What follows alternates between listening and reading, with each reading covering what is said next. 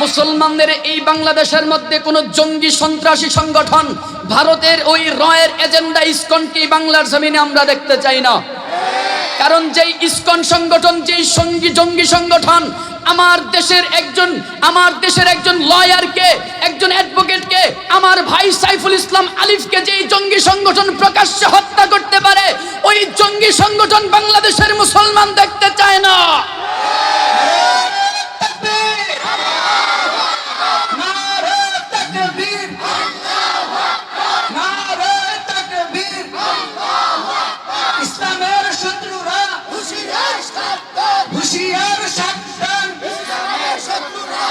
লড়াইয়ের ওই ময়দানেতে যেতে তোমাকে হবে, প্রয়োজনে সব রক্তটুকু জমিনেই ঢেলে দেবে।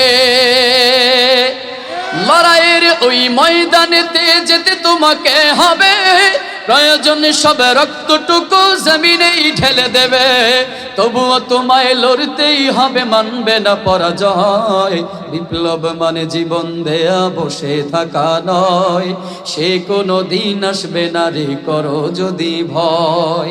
আসবে বিজয় রক্ত আর জীবনের বিনিময়, আসবে বিজয় রক্ত আর জীবনের বিনিময়। বিপ্লব মানে জীবন দেয়া বসে থাকা নয়, সে কোনো দিন আসবে না রে করো যদি ভয়। কোথা থেকে কোন ভিনদেশী শকুন আমার দেশে এসে সেবার নামে বসলো জুড়ে আওয়ামী লীগের বেশে। কোথা থেকে কোন ভিনদেশী শকুন আমার দেশে এসে, রাগ করছেন না তো? আবার রাগ করেন নাই তো? আমরা বলতে চাই 2024-এর বাংলাদেশ হলো কোরআনের বাংলাদেশ। 2024-এর স্বাধীনতার পরের বাংলাদেশ হলো ইসলামের বাংলাদেশ। 2024-এর বাংলাদেশ হলো ইসলামের বাংলাদেশ।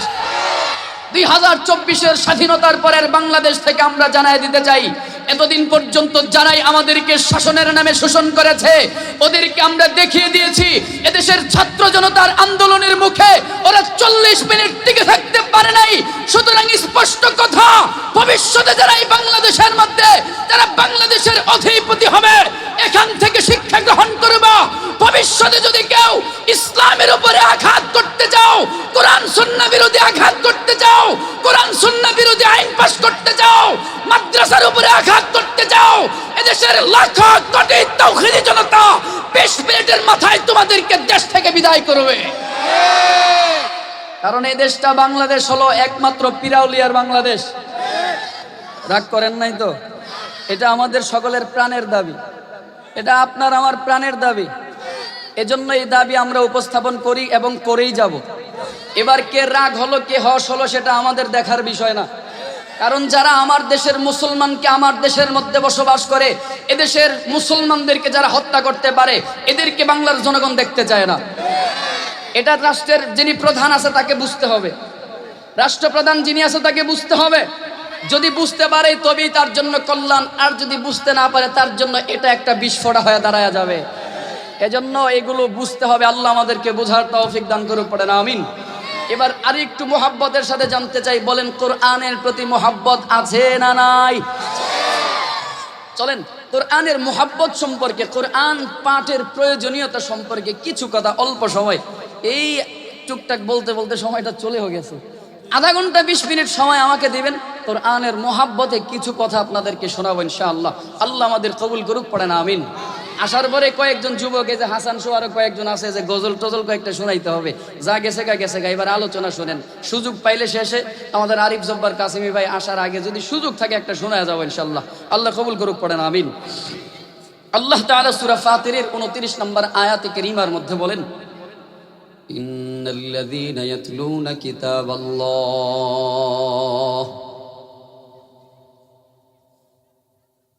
এই কোন আওয়াজ হইলে কিন্তু এবার স্টেজে ধরে নিয়ে আসবো। পিছনে যারা আওয়াজ করো, আওয়াজ করবা না কেউ। ইন্নাল্লাযীনা ইয়াতলুনা কিতাবাল্লাহ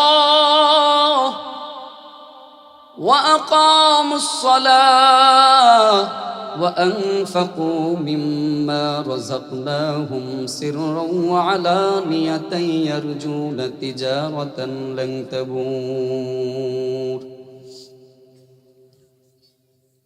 মুফাসসিরিনে কেরামগণ বলেন আল্লাহ তাআলা এই আয়াতের মধ্যে কিছু কাজ দিয়েছেন, কিছু কর্ম দিয়েছেন। এখানে আমরা যারা আছি কম বেশি সবাই ব্যবসার সাথে সম্পর্কিত রাখি, ব্যবসা সম্পর্কে কম বেশি আমরা সবাই বুঝি। দুনিয়াতে যত হালাল পন্থার যত ব্যবসা রয়েছে, এই হালাল পন্থার ব্যবসাগুলোর মধ্যে যদি কেউ যদি হালাল পন্থায় ব্যবসা করে, কেউ বুকে হাত দিয়ে বলতে পারবে না যে আমার ব্যবসায় 100% লাভ হবেই হবে। হ্যাঁ, এতটুকু বলতে পারবে, হালাল পন্থার ব্যবসা হলে এতটুকু বলতে পারবে যে আমার ব্যবসায় লাভ হওয়ার সম্ভাবনাটা বেশি, লস হওয়ার সম্ভাবনাটা কম। এর বেশি বলতে পারবে না। হ্যাঁ, যদি ব্যবসাটা যদি হারাম পন্থার ব্যবসা হয়, কেউ যদি সুদের ব্যবসা করে, তার ব্যবসার মধ্যে লাভ আছে না নাই? ঘুষের ব্যবসার মধ্যে বলেন লাভ আছে না নাই? ওজনে কম দেওয়ার মধ্যে সেই ব্যবসায় লাভ আছে না নাই? ধোঁকাবাজি মিথ্যার ব্যবসার মধ্যে লাভ আছে। চলেন আল্লাহ তাআলা এই আয়াতে কারিমার মধ্যে একটা ব্যবসার কথা জানায়া দেয়। আল্লাহ তাআলা এই আয়াতের মধ্যে একটা ব্যবসার কথা বলেছেন। আমরা জানি তিজারাতুন শব্দের অর্থ হচ্ছে ব্যবসা। আল্লাহ তাআলা বলেন ইন্নাল্লাযীনা ইয়াতলুনা কিতাবাল্লাহ ওয়া আকামুস সালাহ ওয়া আনফাকু মিম্মা রাযাকনাহুম। মুফাসসিরিনে কেরামগণ বলেন আল্লাহ তাআলা এই আয়াতের মধ্যে তিনটা কাজ দিয়েছেন, তিনটা কর্ম দিয়েছেন। বলে কেউ যদি এই তিনটা কাজ, এই তিনটা কর্ম কেউ যদি সম্পাদন করতে পারে, এই তিনটা কাজ তিনটা কর্ম সম্পাদন করার মাধ্যমে বান্দা আল্লাহ তাআলার সাথে এমন একটা ব্যবসার আশা করে।